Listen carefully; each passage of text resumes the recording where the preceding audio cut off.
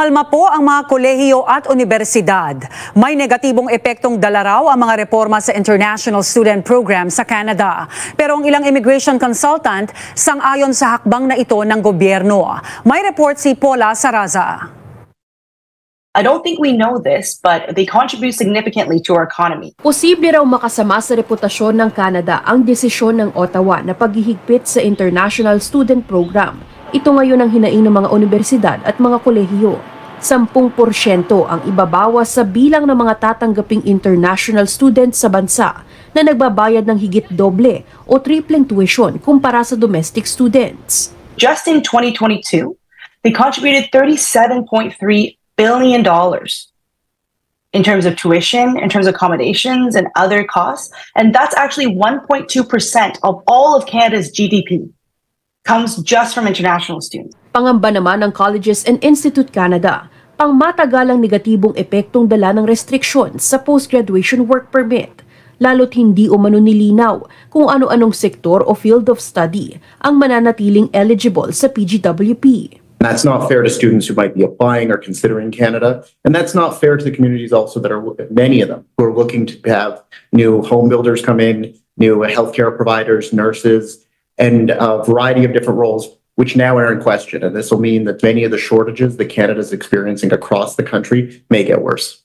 Malaking bahagi raw ang international student enrollees sa budget na nagpapatakbo sa mga institusyon, kabilang ang mga programa at kurso kung saan apektado rin ang pag-aaral ng mga domestic student. What this turns into is there's going to be fewer offerings for domestic students as international students help support programs and help support many of the activities that our colleges provide those students. And this is across the country. Malaking adjustment man para sa mga institusyon, naniniwala ang ilang immigration consultants. Ito ang kinakailangan ng bansa ngayon. These measures that Canada is taking for, to restrict international students, it's basically to protect, everybody, not just the locals, not just the Canadians, not just the PRs, even even the temporary residents or the aspiring international students. They don't want you to embrace something that you eventually cannot handle. Magiging epektibong paraan din umano ang mga ipatutupad na restrictions para salain ang mga makatotohanang aplikasyon at mas maging handa ang mga aplikante sakaling nais pa rin maging international student sa Canada.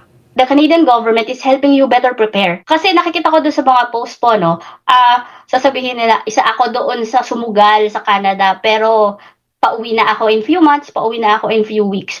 So, we will see reduced number of that. Kasi yung mga makakapasok are those who are really equipped to stay here longer. Paula Saraza, Omni News, Toronto. Yun, isang magandang umaga sa inyo mga kamama. Actually, alas 4 ng madaling araw dito. Pero may mga nabalitaan tayong bago sa Omni News. Pero siyempre, isi-share ko din sa inyo yung mga nabalitaan natin. Siyempre, kaya nga excited ako para i-share sa inyo yung mga bagay-bagay kahit pa paano makatulong tayo sa mga aspiring international student. So, ito, ibibigay ko sa inyo yung mensahe na nakita natin sa Omni News at parang way na rin sa akin ang opinion ko din.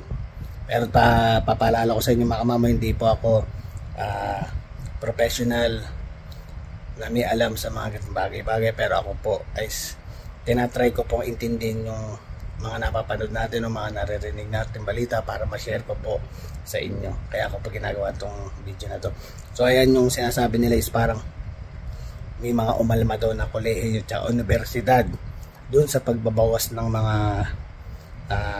PGWP kasi nabawasan na nga siya ng 10%. So napakalaking factor nun na masasabi na kabawasan dun sa total talaga na ibinibigay nila. And then may mga kamamaw na may mga na ano rin ako sa balita na ang sinabi is malaking epekto to sa when it comes sa your more usual to sa mga kolehiyo at universidad. Ano nga ba yung mga epekto na yan? So yun nga daw na makakasama daw sa, may nagsabi na ang parang makakasama daw sa reputasyon ng Canada sa desisyon ng Ottawa Yun, makaka-apekto siya. Bakit nga ba naman makaka-apekto mga kamama? Pero syempre, ito na, sabihin ko na, alam ko syempre napapaisip kayo, ano ba yung epekto nung pagbabawas ng 10% ng PGWP na international student na papupuntahin dito sa Canada. So, yun nga ang mga pagbabago na sinasabi is parang, like for example, hindi na pala example, ito talaga yung realidad na nangyayari. So, yung nangyayari pala mga kamamaw, yung kinita pala or yung parang nakuha ng GDP, yung parang gross sa Canada, yung kumbaga kinikita ng bansa is 1.2%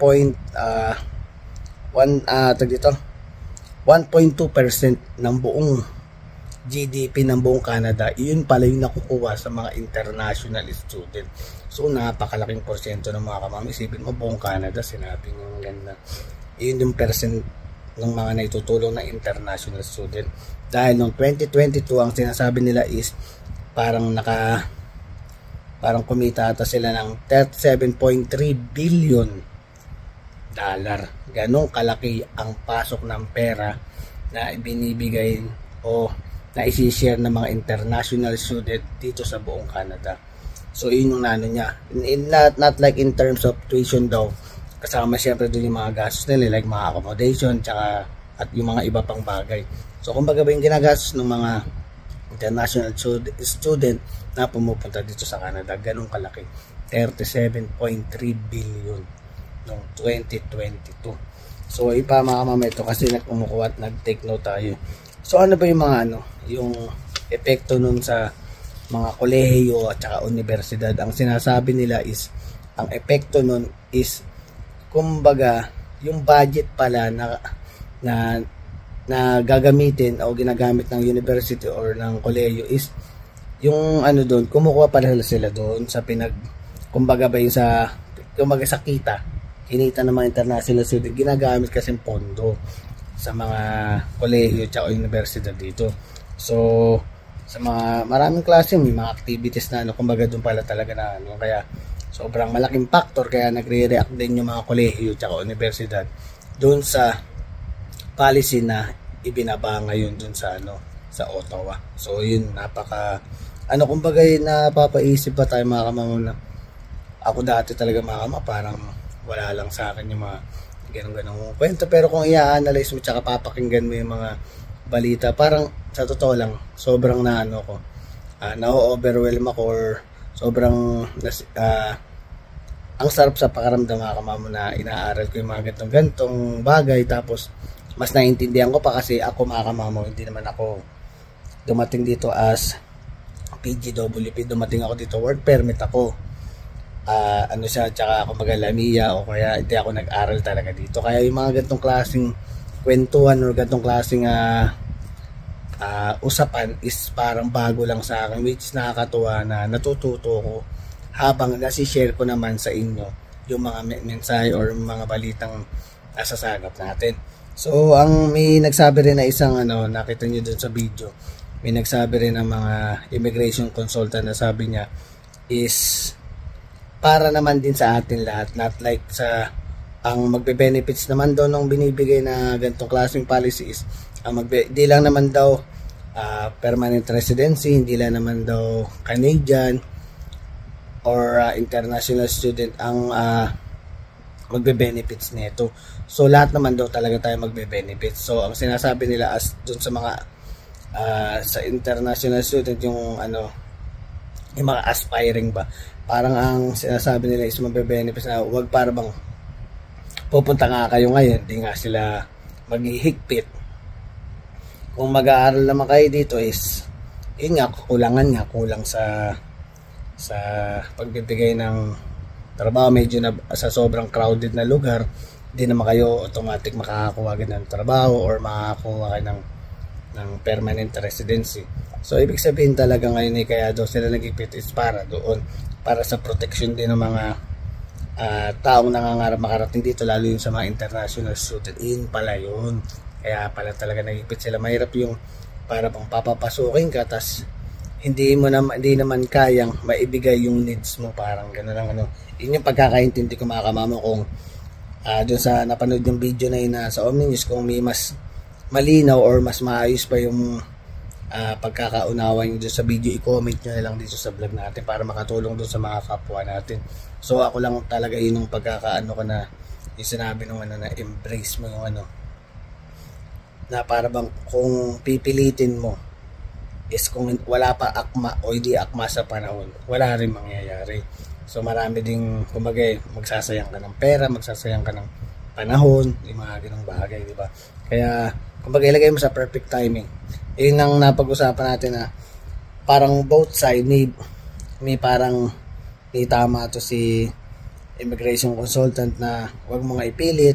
Ito naman sa mga universidad at sa kolehiyo, ang concern naman nila is sayang yung budget na papasok para maibigay doon sa mga activities na ginagawa ng mga kolehiyo or university dito, doon kasi kumukuha ng pondo. Yun yung point nila bakit medyo sinasabi nilang malaking epekto sa ng Canada. Kaya ayun, mga usap-usapan na ganyan, lagi ako nakaabang mga kamamo dahil gusto ko ma-share sa'yo. Sobrang dami kong natutunan sa simpleng mga panonood lang natin. Sobrang dami nating na kumbaga nagugulat na lang ako na dati parang wala lang, hindi ko pinapansin yung mga ganyan. Ngayon nalalaman na natin, nagkaka-idea na tayo, at the same time na-share ko sa inyo ulit, hindi ulit ko ulit sa inyo kasi masaya lang ako dahil lagi akong excited pag may dumarating na mga balitang ganyan, lalo na para sa inyo to mga kamamaw yung ginagawa natin. Marami tayong matututunan. So mga kamamaw, tapusin na natin itong vlog at ako'y magpapahinga na. Na-share ko lang naman sa inyo yung nabalitaan natin sa Omni News. So kapag may mga bagong update, huwag kayong mag-alala mga kamamaw, nandito ako palagi para ibigay yung mga impormasyon na nasagap natin. So hanggang dito na lang ang vlog. Please don't forget to like, share, subscribe, and hit the notification bell for more updates of my video. Namatay pa. See you on my next vlog.